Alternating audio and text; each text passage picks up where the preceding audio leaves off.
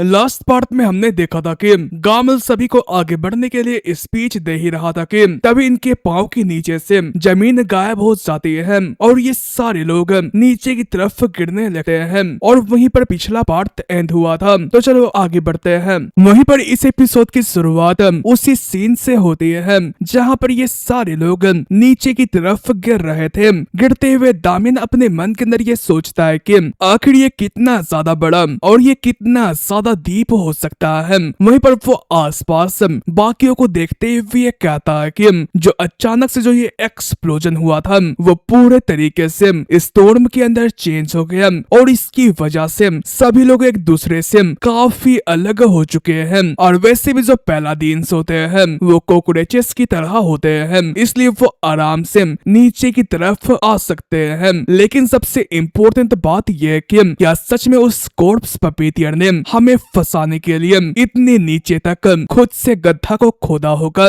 वहीं पर वो आगे एविल स्माइल करते हुए कहता है कि तुमने यहाँ पर अपने लिए काफी बेहतरीन कब्रों को खोद रखा है कॉर्प्स पपीटियर। वहीं पर इसी के साथ ही वो आराम से नीचे की तरफ लैंड करता है। वहीं पर उसके सामने डियोनिसियो काफी जख्मी हालत में बैठा हुआ अपने आप को हील कर रहा था। तभी दामिन उससे आवाज लगाता है। वहीं पर आवाज को सुनकर डियोनिसियो पीछे की तरफ दामिन को देखकर काफी हैरान हो जाता है। वहीं पर वो परेशान होते हुए अपने मन के अंदर ये कहता है कि आखिर इतने सारे लोगों में से तुम्हें यहाँ पर क्यों आना था। वहीं पर दामिन अपने मन के अंदर ये कहता है कि तो वो यहाँ पर अब भी नहीं सुधरा है। वो डियोनिसियो से ये कहता है कि अगर तुम मुझसे इतना नफरत करते हो तो तुम अकेले चले जाना। वहीं पर वो ये कहकर यहाँ पर से जा ही रहा था, तभी अचानक से डियोनिसियो अपने होली स्वॉर्ड को लेकर दामिन के पीछे आ जाता है। लेकिन वो दामिन के ऊपर अटैक नहीं करता है,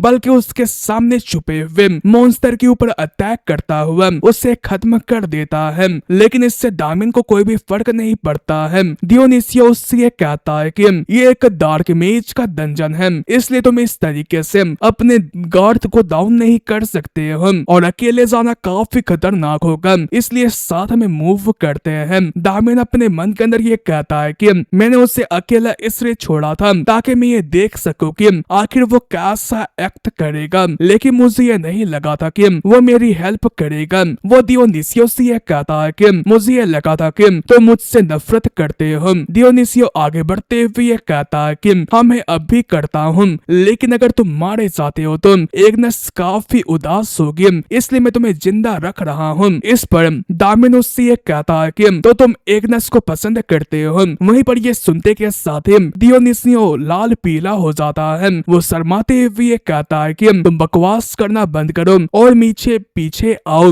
वहीं पर दामिन अपने मन के अंदर ये कहता है कि ये तो मुझे एबल की याद दिलाता है, लेकिन तभी वो सामने के नजारे को देखकर काफी सीरियस हो जाता है, क्योंकि ऊपर की तरफ से एक पपेट डियोनिसियो के ऊपर अटैक करने ही वाला होता है कि तभी दामिन फौरन से उसके पास जाते हुए उसे पीछे घसीट लेता है और वो पपेट जहाँ पर लैंड करता है वहाँ पर काफी ज्यादा इम्पैक्ट पड़ता है। वहीं पर ये देखकर डियोनिसियो काफी हैरान हो जाता है और वो ये कहता है कि क्या ये एक इंसान है। दामिन ये कहता है कि तुम ध्यान से देखो, वो भी कॉर्प्स पपीटियर का एक सब्जेक्ट है। दामिन अपने मन के अंदर ये कहता है कि उस बंदे की ये हैबिट है कि वो फ्लैश से गोलम बनाता है जो कि इंसानों की तरह दिखता है और इसे करने में काफी मेहनत लगता है, और इस कारण से तुम इसे एक ह्यूमन लाइक फ्लैश गोलम कह सकते हो जो कि उसका मास्टर पीस है। वहीं पर ये मास्टर पीस फ्लैश गोलेम इनके ऊपर अटैक करने के लिए आने लगता है।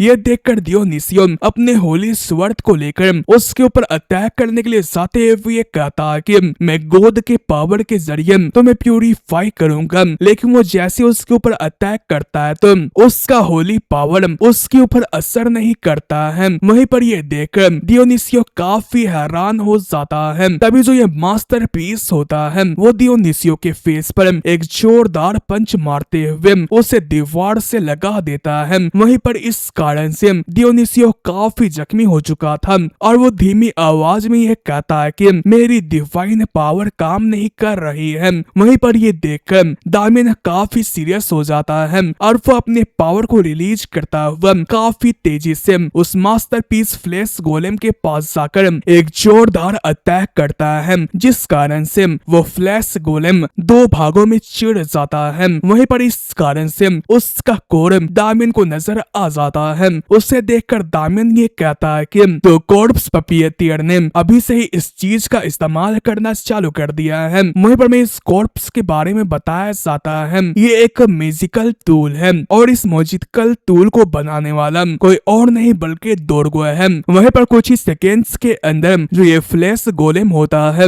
वो अपने आप को हील कर लेता है। वहीं पर ये देखकर दामियन और भी काफी बेहतरीनी से उससे काफी सारे टुकड़ों के अंदर बात देता है और वो उसके कोर को उसके अंदर से निकाल लेता है, जो कि असल में एक मैजिकल टूल था। वहीं पर उसके बेरहमी को देखकर डियोनिसियो भी काफी घबरा जाता है। तभी दामियन इस मैजिकल टूल को डियोनिसियो की तरफ फेंकता हुआ ये कहता है कि तुम इसे ले लो। डियोनिसियो ये पूछता है कि आखिर ये क्या चीज है। दामियन ये बताता है कि तुम चर्च को इसके बारे में पता लगाने के लिए कहना, क्योंकि इसी चीज की वजह से तुम्हारी डिवाइन पावर उसके ऊपर काम नहीं कर रही थी।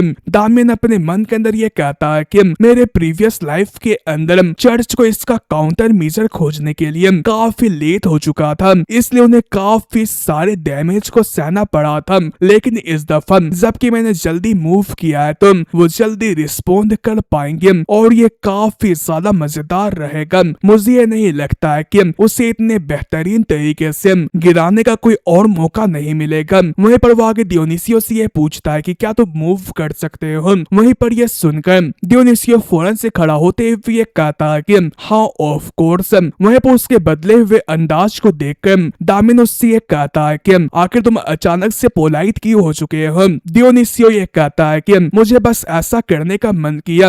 वहीं पर ये लोग चलते चलते काफी आगे आ चुके थे। डियोनिसियो दामियन से ये पूछता है कि सर आखिर ये कितनी बड़ी जगह है। दामियन ये कहता है कि तो ये मुझे जितना पता है उसके हिसाब से ये काफी बड़ा होगा। एक सेकेंड आगे बढ़ने से पहले मैं आपसे कुछ कहना चाहता हूँ। मैंने फिलहाल में ही अपना एक गेमिंग चैनल बनाया है जिसमें मैं AAA टाइटल्स वाली गेम्स खेलता हूँ और उनकी स्टोरी हिंदी में समझाता हूँ। अगर आपको AAA टाइटल्स वाली गेम्स देखना पसंद है तो आपको मेरे गेमिंग चैनल का लिंक डिस्क्रिप्शन या कमेंट सेक्शन के टॉप पर मिल जाएगा, उसे जाकर सब्सक्राइब कर दीजिएगा। और मैं ये होप करूंगा कि मैं जो भी गलतियां कर रहा हूँ आप उसे पॉइंट आउट करके मुझे बताएंगे ताकि मैं इम्प्रूव कर सकूं। तो चलिए वीडियो पर बढ़ते हैं। लेकिन तभी इनके सामने सानोस आ जाती है जो कि मुस्कुराते हुए उनसे यह कहती है कि तो तुम दोनों यहाँ पर जिंदा हो। तुम दोनों को ठीक ठाक देखकर मुझे काफी अच्छा लगा। वहीं पर दामियन उससे यह कहता है तो तुम भी सेफ हो। लेकिन डियोनिसियो सामने का सीन देखकर काफी घबराया हुआ लग रहा था। वहीं पर दामियन आगे ये कहता है कि हालांकि तुम्हारे हाथ के अंदर यहाँ पर गामल क्या कर रहा है, क्या तुम इसके बारे में एक्सप्लेन कर सकती हो। वहीं पर सामने का सीन दिखाया जाता है जहां पर सानोस ने काफी ज्यादा जख्मी गामल को उसके गले से पकड़कर उठा रखा था और उसके पीछे की तरफ दो नए बंदों को दिखाया जाता है। वहीं पर सानोस का भी एविल नजर दिखाया जाता है और इसी के साथ ही ये एपिसोड एंड होता है। आई होप कि आपको ये पसंद आया होगा। तो इसी के साथ ही इसका एपिसोड एंड होता है। तो मिलते हैं नेक्स्ट एपिसोड में, तब तक के लिए बाय।